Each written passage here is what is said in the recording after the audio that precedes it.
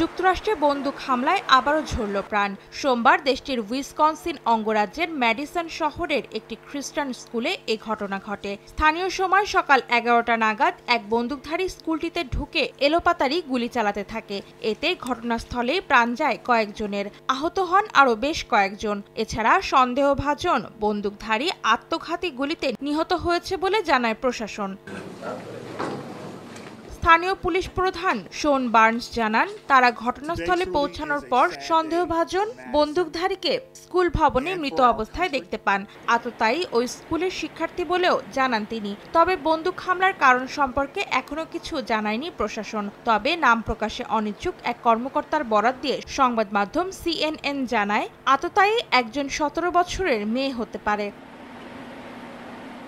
এই ঘটনার পর উত্তেজনা বিরাজ করছে পুরো এলাকা জুড়ে। শহরের সব স্কুল বন্ধ ঘোষণা করা হয়েছে। এই ঘটনার প্রতিবাদ জানাতে ও নিহতদের স্মরণে স্থানীয় সময় মঙ্গলবার সন্ধ্যায় ম্যাডিসনের স্টেট ক্যাপিটলের সামনে মোমবাতি প্রজ্বলনের ডাক দিয়েছে স্থানীয় একটি ক্লাবের সদস্যরা। অন্তরা সেন, সময় সংবাদ।